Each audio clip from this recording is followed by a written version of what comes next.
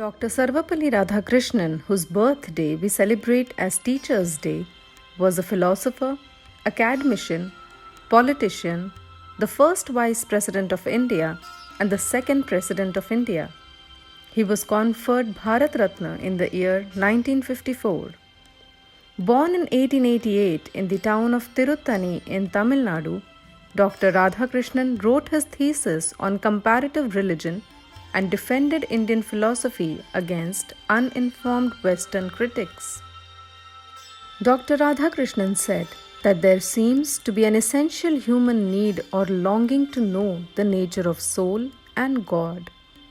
Every thinking man, when he reflects on the fact that he swept without pause along the great curve of birth to death, he cannot but ask, what is the purpose of it all? Philosophy is therefore not a special trait of India, but a human interest. Based on Sanskrit sources, Dr. Radhakrishnan wrote 2 volumes on Indian philosophy, a humongous work that continued to educate and inform generations of philosophers in India. Such a standard encyclopedia of Indian philosophy requires not only special aptitude and absolute devotion, but also wide cultural and intelligent cooperation. This book professes to be a general survey of Indian thought and follows the footsteps of Madhavacharya's Sarvadarshanasamgraha. It has exposition of 6 systems of Indian philosophy, namely Vaisesika, Nyaya, Yoga, Sankhya, Poorva Mimansa and Vedanta, followed by a chapter on Shaiva, Sakta and later Vaishnava theistic schools, capped by a brilliantly written concluding chapter. 3 chapters are devoted to Vedanta, one on Vedantasutra and other 2 on Advaita Vedanata of Sankaracharya and the theism of Ramanuja, respectively. According to the acclaimed philosopher Dr. J.N. Mohanty, Dr. Radhakrishnan believed that the beauty of philosophy is in the process. Radhakrishnan opposed the conservatives who look upon the darshanas as providing complete systems, each by itself and in totality as well, to which nothing can be added and from which nothing can be taken out.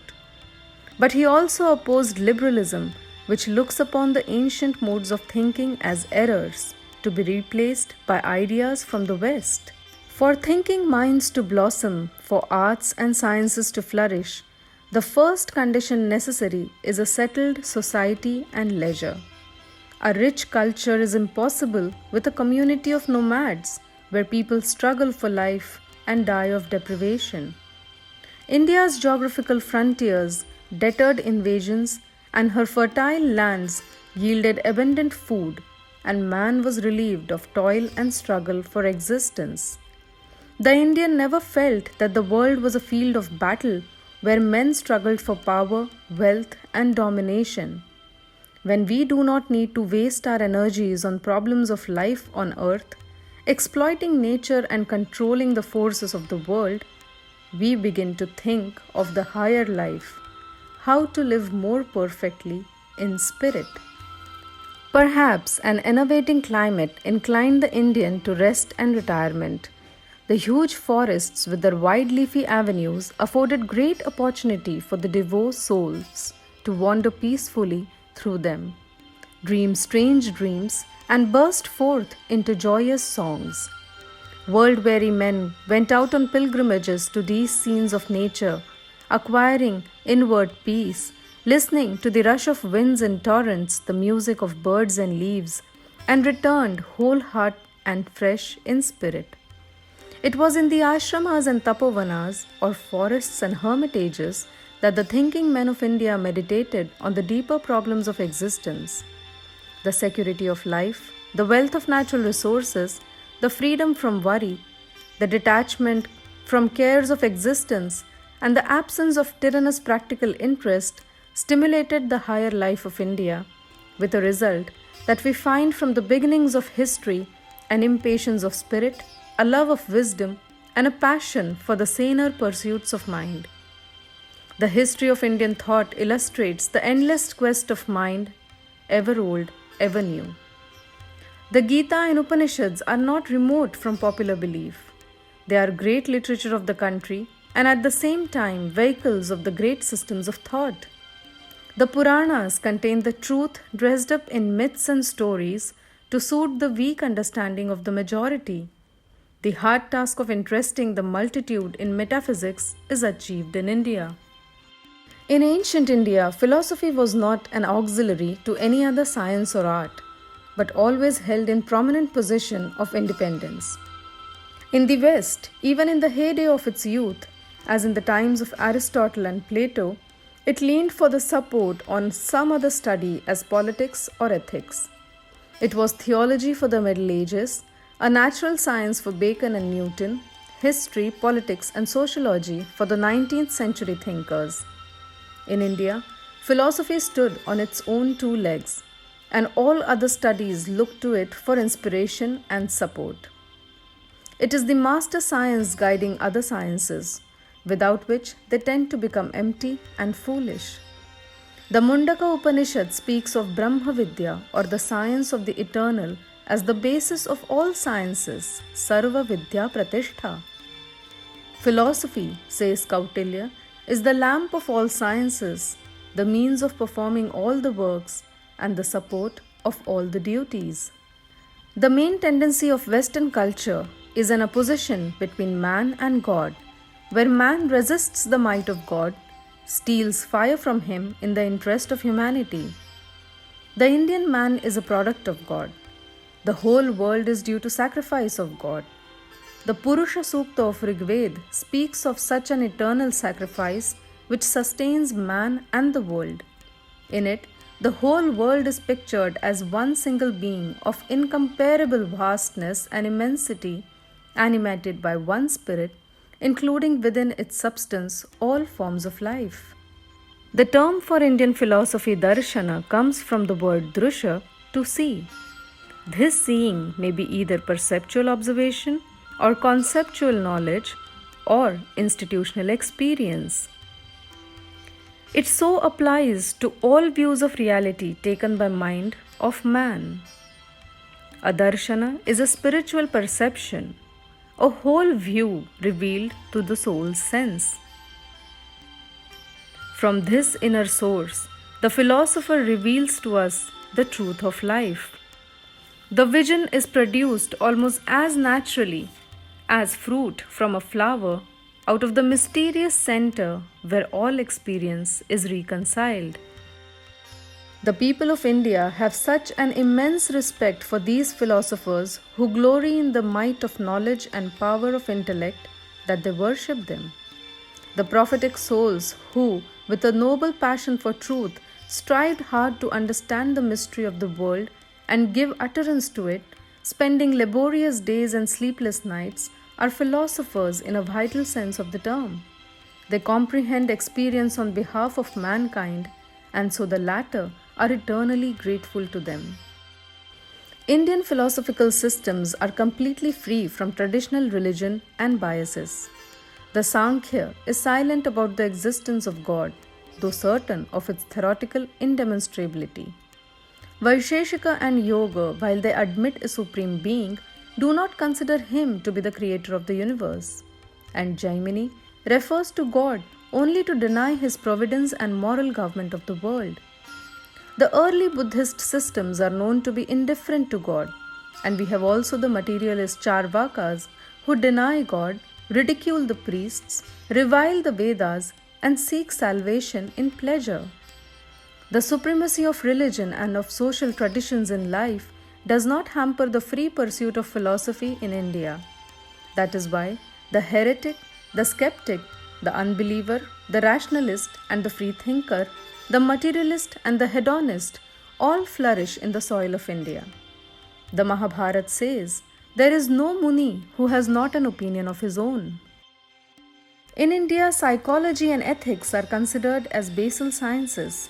The psychic experiences, such as telepathy and sixth sense, were not considered to be abnormal nor miraculous.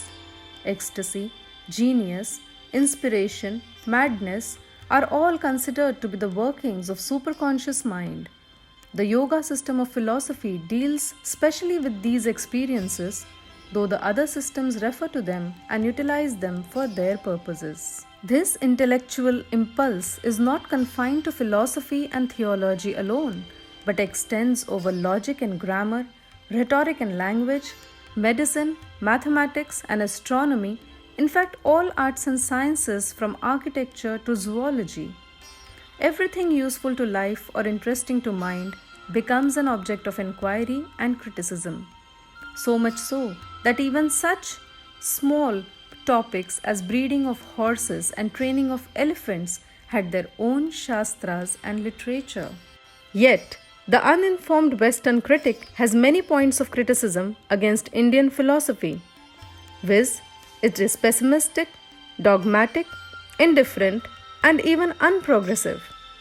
To this, Dr. Radhakrishnan has answered that Indian thinkers are pessimistic insofar as they look upon the world order as evil and a lie. They are optimistic since they feel that there is a way out of it into the realm of truth, which is also goodness. It is in accordance with the spirit of Indian culture to think that the several currents of thought flowing in its soil will discharge their waters into the one river whose flood shall make the city of God. From the beginning, the Indian felt that truth was many-sided. Ekam sat vipraha bahudha vadanti. And different views contained different aspects of truth, which no one could fully express. He was therefore tolerant and receptive of other views. He was fearless in accepting even dangerous doctrines so long as they were backed up by logic. He would not allow to die one jot or title of the tradition, but would try to accommodate it all. Often, this has led the Indian thinkers into misty vagueness, lazy acceptance, or becoming jack of all trades. Dr. Radhakrishnan, though, accepts that after 8th century CE, philosophical controversy became traditional and scholastic, and misses the freedom to question the opinion of founders of those schools. There is less of meditation on the deep problems of life and more of discussion on the artificial ones. To the objection of being stationary and unchanging, Radhakrishnan brings out the point that there is a world of difference between the God of the Vedic hymns and the Absolute of Shankara.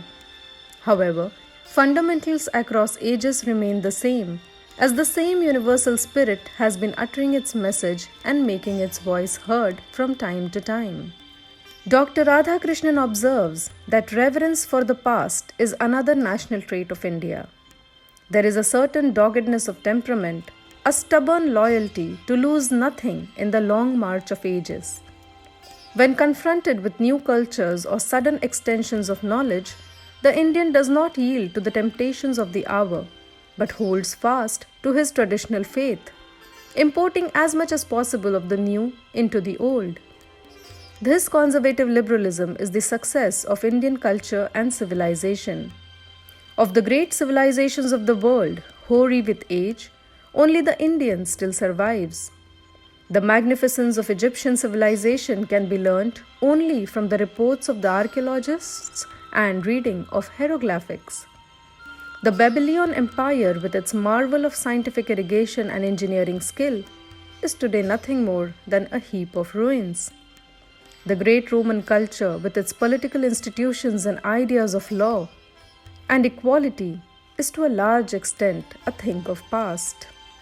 The Indian civilization, with even the lowest estimate, is 4,000 years old, yet it survives in its essential features.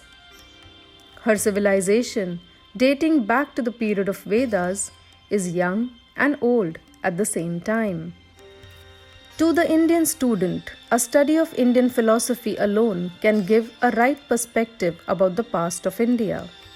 At present, an average Indian looks upon his past systems, Buddhism, Advaitism, Dvaitism, as all equally worthy and acceptable to reason. The authors of the systems are worshipped as divine. But a study of Indian philosophy will conduce to clearing up of the situation, the adopting of a more balanced outlook, and the freeing of mind from the oppressing sense of the perfection of everything that is ancient. This freedom from bondage to authority is an ideal worth striving at. For when the enslaved intellect is freed, original thinking and creative effort might again be possible. It may be melancholy satisfaction to the present-day Indian to know some details of his country's early history. Old men console themselves with the stories of their youth, and the way to forget the bad present is to read about the good past. If the Indian thinkers combine a love of what is old with the thirst of what is true, Indian philosophy may yet have a future as glorious as its past. If you have any questions or want to request a video idea, leave a comment on any of my videos or email me at mugdha.jaggi@ecohum.in. Thanks for watching. If you enjoyed this, make sure to subscribe for more such videos.